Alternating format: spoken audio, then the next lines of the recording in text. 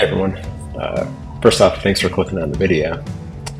Second, this is my first time doing this, so welcome.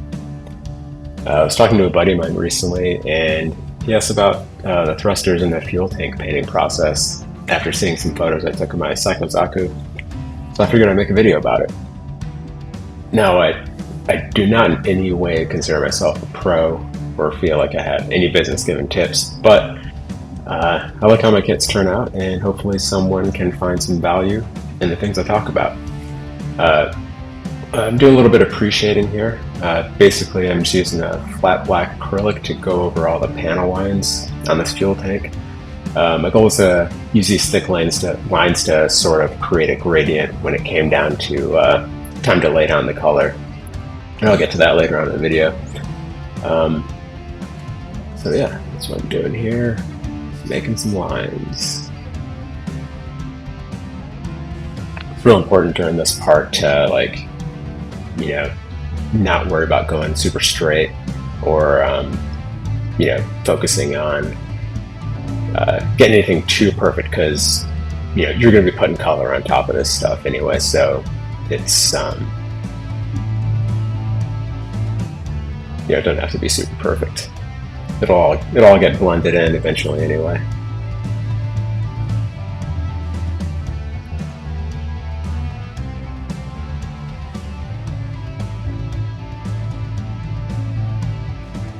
Okay, I'm going to go with some color. I like to start really light with my first few passes. You want to make sure you don't pull back too hard on the airbrush trigger at the beginning, because that could cause some pooling and chunky spots. Just be patient and go nice and light with the layering. This will also help with the shading illusion, and just kind of give you a bit more control with how you know, how the paint's kind of building up here over time.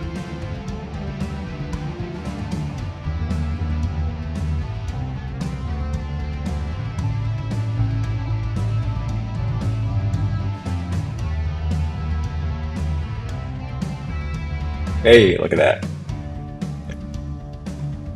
Okay, next I'm moving on to the fuel tank. I mean, yeah, that little first part, that was the top of the fuel tank. Anyway, yeah, moving on to the fuel tank of the Zaku. It's just the same process as before, just building layers of paint to create that shading effect. The original fuel tank color was black, and what you're seeing here is like a white primer, and this orange I'm laying on top. I'm using that because I wanted to kind of make it look a bit like the NASA Space Shuttle fuel tank. It looks pretty cool, if I do say so myself.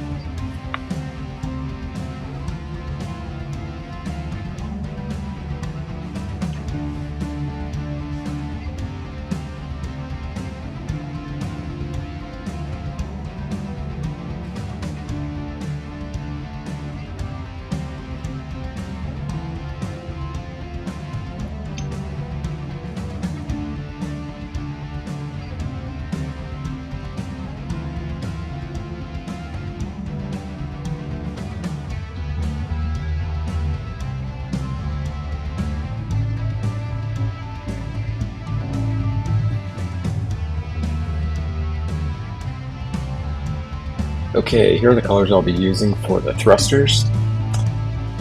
So yeah, this is a Tamiya metallic gray. We got a Tamiya clear red. Tamiya clear orange. I like Tamiya. And last but not least, the Tamiya clear blue. All right, let's paint some thrusters. Alright, so this is probably my favorite detail. I saw this burnt slash anodized metal technique on a finished kit a while back, and it totally blew me away. Yeah, I'm not a pro at it yet, but each time I do get a little bit better, and that's good enough for me. So if you see, I'm just kind of building up here. Patience is definitely key during this process, because it's going to take a few passes to start to see those Tamiya clear colors. And if you go too crazy, they will definitely pull up on you.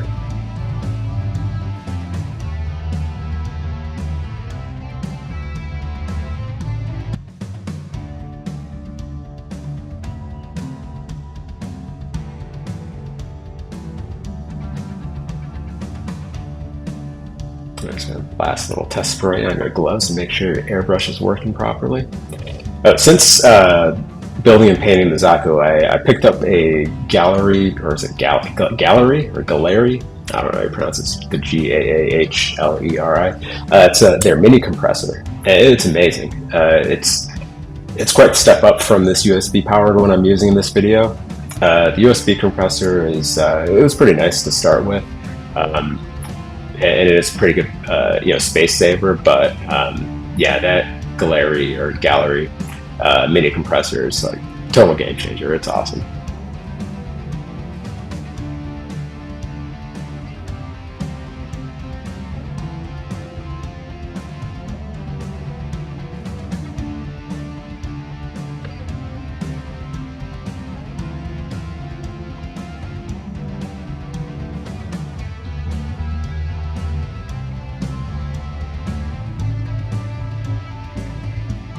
Alright, we did it.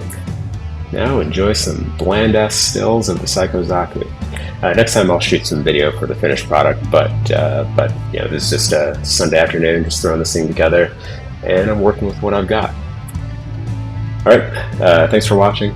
I'll be making more of these, so like and subscribe and all that. And also you can see my builds on Instagram at gate_weave. You can see it up in the upper right hand corner.